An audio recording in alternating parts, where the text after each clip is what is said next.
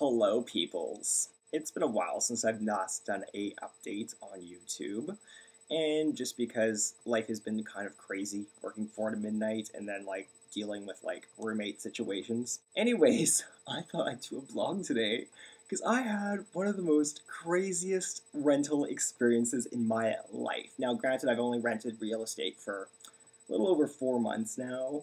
Basically, the situation is that we had maximum capacity. There's 3 bedrooms upstairs, and I have my bedroom down here, my makeshift wall over here. Oh, isn't it so wonderful? So we had one woman, and we had 2 guys, and me live in the house, and things were going pretty well and whatnot. So what happened was the older woman that lived here with us, she was in the master bedroom. She lost her job here, unfortunately, in Regina. So we kind of did a roommate shuffle. One of my male roommates moved to the master, and then the other one moved to the other larger room. And so we kind of have this, we call it the reject room. For some odd reason, nobody seems to like it. Whatever, it's for rent. And so I put it on Kijiji and used Regina and Craigslist up for sale and whatnot.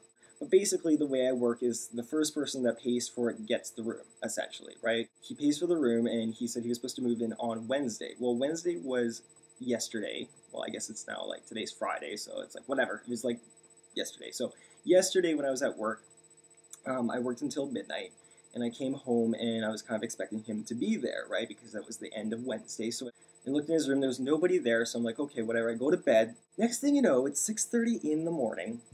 And I get a phone call, and at first I was like, oh, okay, it's another person calling about the room for rent because, even though I take off the ad, people still call. So I pick up the phone, and it's my roommate that's in the master bedroom, and he says, Landon?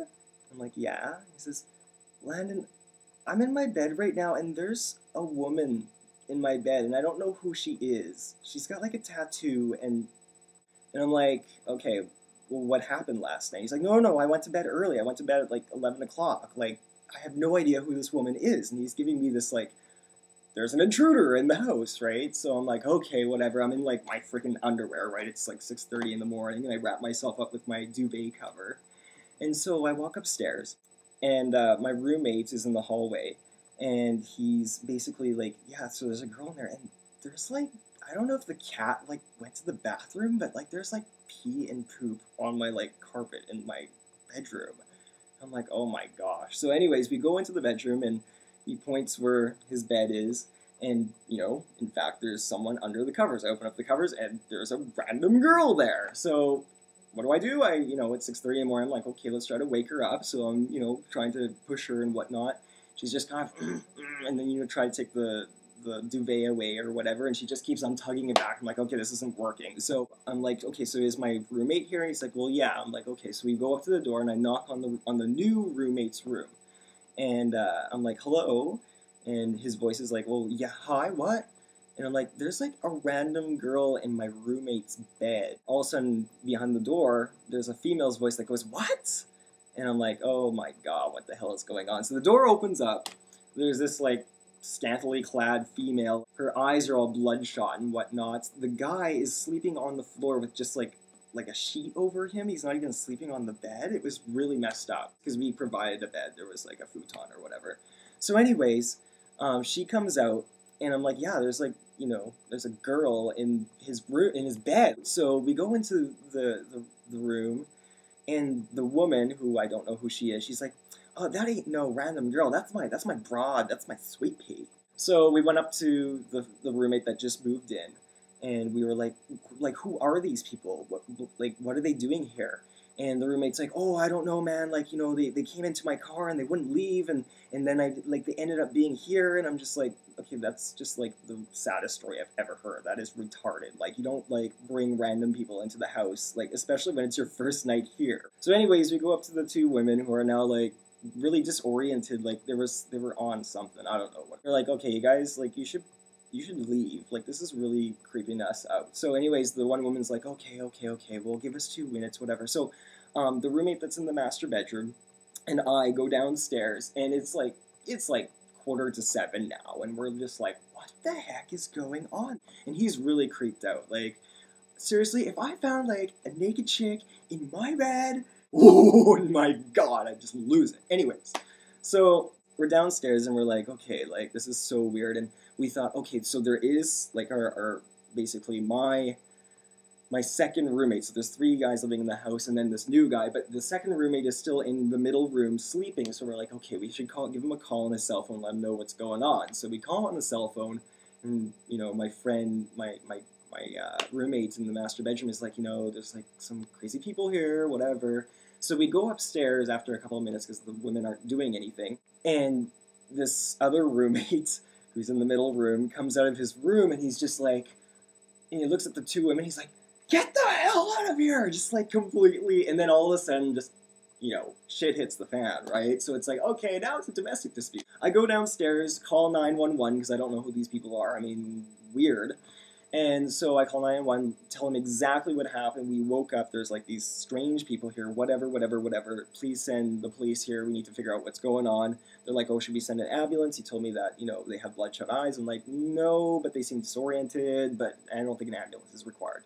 So, as I'm doing this, I hang up on the phone because they're like sending the police, and the two women come out. Now, the one woman that was sleeping in the master bedroom is now covered in a duvet. She's barefoot, but she's wearing the pants of the roommate. So she's walking out of the door with like his stuff, and we're like, whoa, stop. She's like, oh no, I'm heading out, whatever. So I told my roommate to stay, at the property because that's where the police are going to go.